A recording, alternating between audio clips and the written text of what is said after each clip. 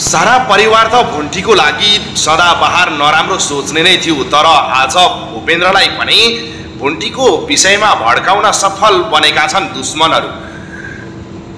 र जति पनि भेटिएका प्रमाणहरू पनि भुन्टीकै खिलाफ भेटिएका छन्। र भुन्टी जसरी हुन्छ अब भुन्टी फस्दै छिन्, तर भुन्टी पनि त्यति सजिलै हार मान्ने मान्छे भने होइनन्। गल्ती नगरिन्जेलसम्म आफू कहिले नडराउने प्रतिबद्धता राख्ने भुन्टीले आफ्नी मितिनी सुकुमायालाई बोलाइसकेकी छिन्। अब सुकुमाया आउना साथ यी सारा कुराको पर्दाफास भने त्यतिखेर हुनेछ।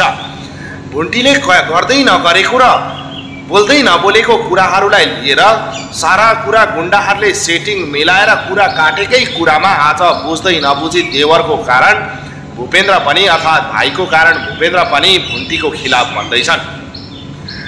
भुन्टी र ती बीचमा भएका कलमा भएका कुराकानी र समय अनि डेट हेर्दा भूपेन्द्रलाई पनि विश्वास गर्न बाध्य बने। तर त्यो कल केका लागि गएको थियो र कसका लागि गएको थियो भन्ने कुरा भूपेन्द्रले बुझ्न चाहेनन्।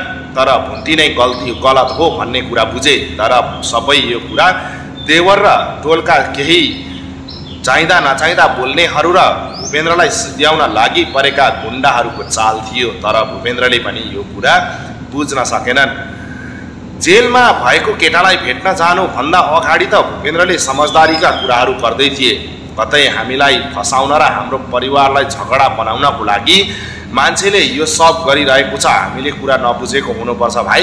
त्यही भएर को रहेछ यसको जडादेखि नै अर्थात् जडदेखि नै पत्ता लगाएर यसलाई सिद्ध्याउनु पर्छ भन्दा भन्दै भीमले होइन भाउजूले यो सब गर्नुभएको हो भन्दै जेलमा पुर्याएका थिए। तर जेलमा जाँदा जुन केटालाई पहिला नै गुण्डाहरूले पढाएर यो बोल्नु भनेर सिकाएको हुनुपर्छ र त्यही कुरा सारा त्यो गुण्डाले बताएपछि भूपेन्द्र पनि विश्वास गर्नुसी बाहेक अरू केही गर्न सकेन र अर्को विकल्प पनि थिएन।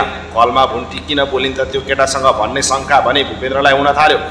र उता भूमिकाले भने भुन्टी बसिरहेको ठाउँमा आफू आएर भुन्टीमाथि झगडा गर्न थालेपछि भुन्टीले रामधुलाई हानेर पठाएकी छिन्।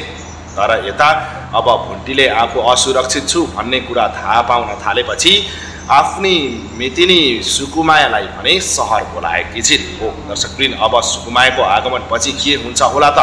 के सुकुमायाले भुन्टीको प्रब्लम सल्भ गरिदिन्छन् होला त र भीमलाई गलत साबित गराएर भीमले भुन्टीसँग माफी माग्लान् त? त्यो हेर्न भने बाँकी छ।